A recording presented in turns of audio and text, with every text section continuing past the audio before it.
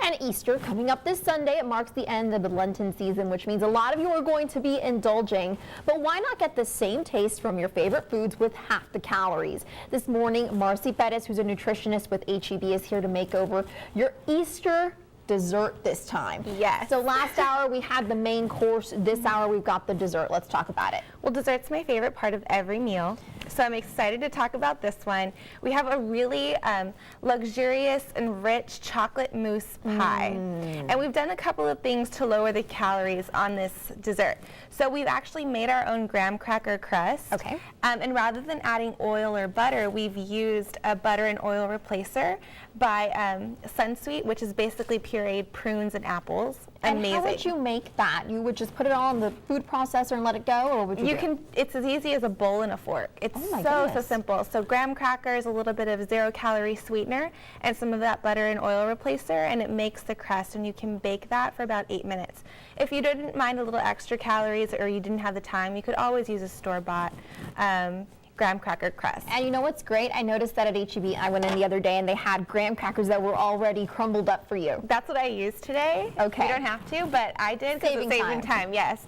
And then we used a sugar-free, fat-free chocolate pudding with a cup of skim milk and some whipped topping. We've chosen a light option that's lower in fat and calories.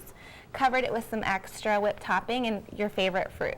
And you said that this is actually only about 140 calories for one slice. That's 1/8 of the pie. How many calories does that cut from a usual pie that you would see that was made like this? So usual pie is not going to really have a sugar-free, fat-free pudding, and it's going to have a regular whipped topping, which can really boost the calories to upwards of 200 calories a slice. I actually cheated and I had a little piece while you weren't in the studio. I had some pie last night. I couldn't resist, you know, and let's talk a little bit more before I take this bite about that main meal that you made as well really quickly, because that's actually a big deal this weekend. And a lot of people, you know, they get ready for their carnes, but sometimes you want to save some time. Right. And so HEB also offers a ready-made brisket. It's already cooked and sliced, so you really just heat it through, and it takes 30 to 40 minutes.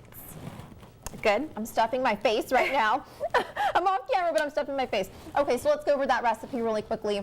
You just take the brisket out of the bag, as simple as taking it out of the bag, but you can add some extras to make it a little tastier. And what we did is we added a little bit of our Kentucky bourbon barbecue sauce. It's one of our HEB specialty sauce series.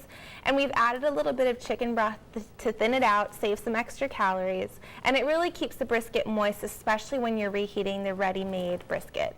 And of course, that's going to give you plenty of tasty leftovers. I've already eaten half the pie, so that tells you how good this is. You can head to valleycentral.com to check out all of these recipes in the next couple of hours here. Hannah?